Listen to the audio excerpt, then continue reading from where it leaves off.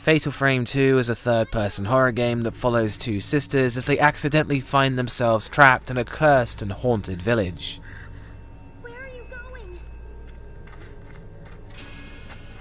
Atmosphere. The game's opening with the two sisters Mayu and Mio travelling through the gateway to a cursed village leaves a dark feeling over the game, the supernatural sense of being somewhere you shouldn't be. Mayu!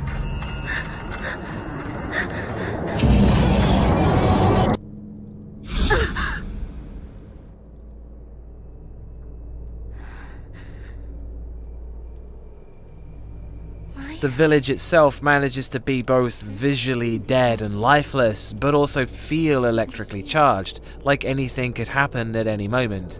It's overwhelmingly cold and empty, with most of the environment being dull greys and browns. Dust and ash covers everything, and each floorboard you stand on creaks with age.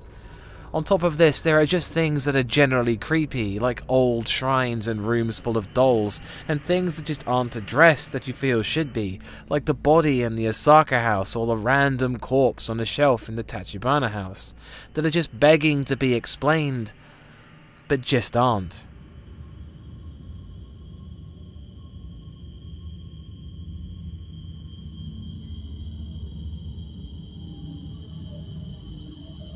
Despite Mayu following you through some of the game, she does little to alleviate the feeling of loneliness that pervades the game, and it's totally helpless without the camera obscura.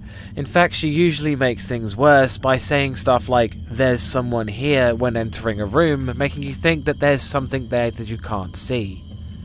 The fixed camera angles work their magic yet again, with Mio feeling very small in the dark and dusty houses. The music also goes a long way to making things feel spookier, with jangling melodies and the same choir of ghostly voices taken from the first game, and most of the areas also have backstory tied to them, like the Osaka house has the ghost of the girl who took refuge in it when she passed over the threshold of the village, and waited there for her boyfriend to return, seemingly until she died.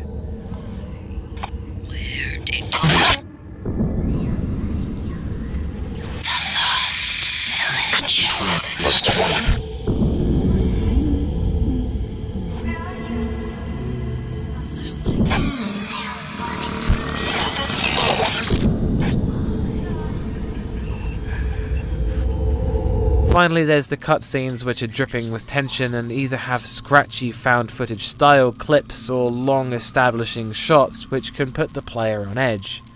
It feels like nearly everything the game does is designed to make things spookier or more tense, and it all works really well. That's one Harry Mason.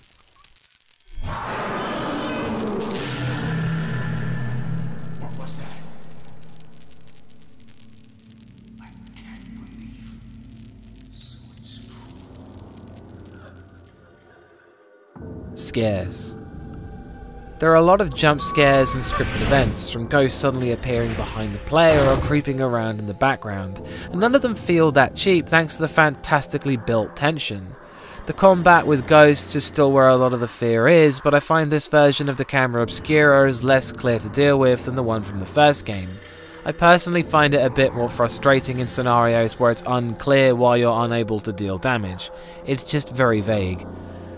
The combat still hits the right spots, with brilliant sound design to accompany the bizarre way the ghosts sometimes behave. With situations where it feels like you're fending off a ghost begging for help rather than it actively attacking you, and other times where they have decoys and use other tricks to ramp up the traditional combat from the first game. There's also a much larger gap between well-designed ghosts to ones that are a lot more generic and unremarkable, like the mob villager ghosts you encounter several times throughout the game, which are just boring and irritating.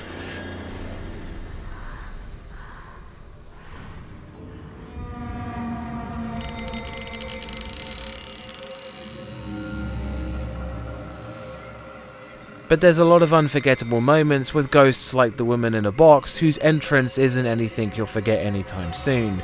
Her movements are creepy, and her long black hair covering her face makes her seem more animal than human, and there's also the deeply unsettling ghost kids with their unnaturally pale faces. These and others more than make up for a few less interesting designs.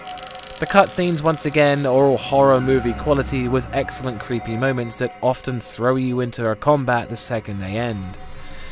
There's a lot of things the game employs to either spook or scare the player, and there's enough variety to keep things going into the late game.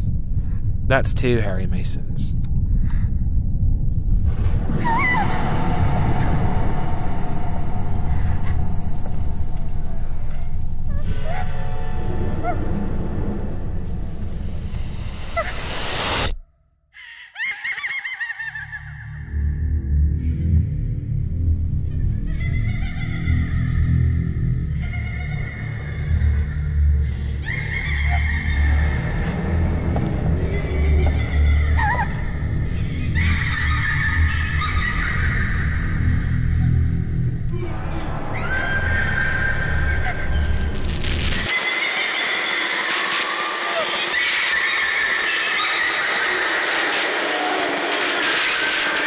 Sound design. The music for exploring is full of discordant wails, long whispery synths, and dark ambient drones. Some are taken from the first game, but there's a lot of new stuff and it just fits right in, with ghostly static and lonely sounding pieces. When fighting ghosts, a heartbeat comes in and whispers, groans, crying, screaming, and other noises bounce around in your headphones as the battle ensues.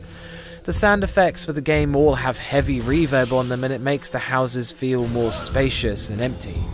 Generally, the sound effects are once again taken from the first game, but that's nothing to complain about, as they not only fit in here but work in the game's favour, as they're still really eerie.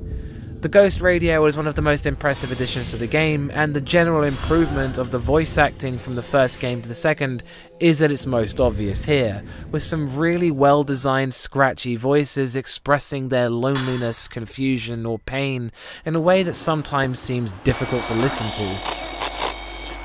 Come back now. Don't leave me alone. It's dark here. I don't want to be alone.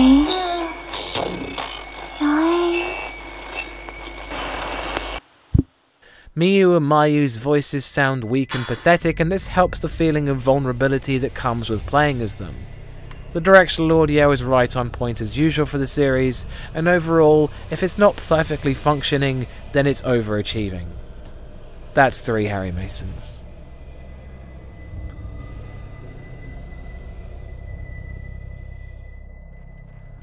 Gore. The game has a few bits of gore in it, which is mostly just bodies or bloodstains, but there's not a lot of it, as most of the horrific events happened a long time ago, which makes what little is in the game feel appropriate. That's 4 Harry Masons.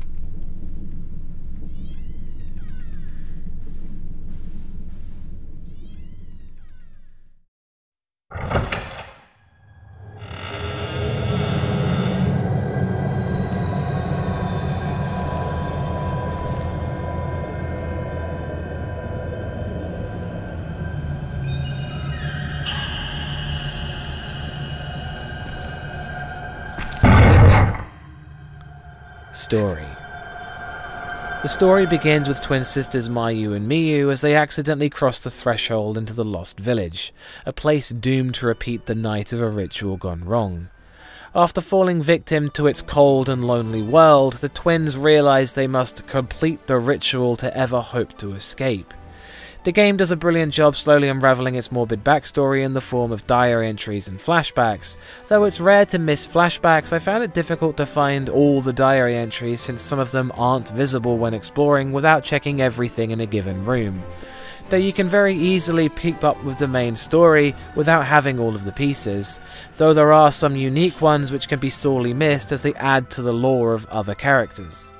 Some downsides are that the main theme of the game is twins, and the parallels to previous sets of twins, whilst interesting, can get confusing, since the game has quite a lot of different sets of twins.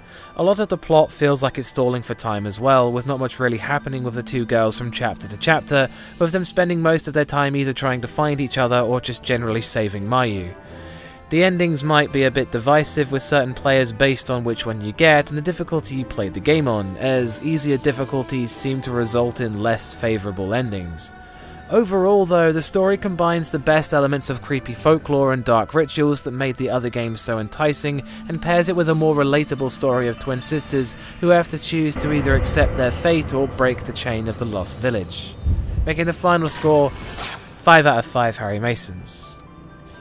The game is widely considered the best in the series, and it manages to improve on accessibility and voice acting, the two things that held back the first game, whilst delivering a haunting tale with spooky environments and disturbing ghosts. Again, I'd like to remind you this whole thing is down to my opinion in horror games. If you don't share this opinion, then that's cool, I get it. There will be more horror reviews in the pipeline, and thanks for watching. And always go check out Bumps in the Middle of the Night. Peace.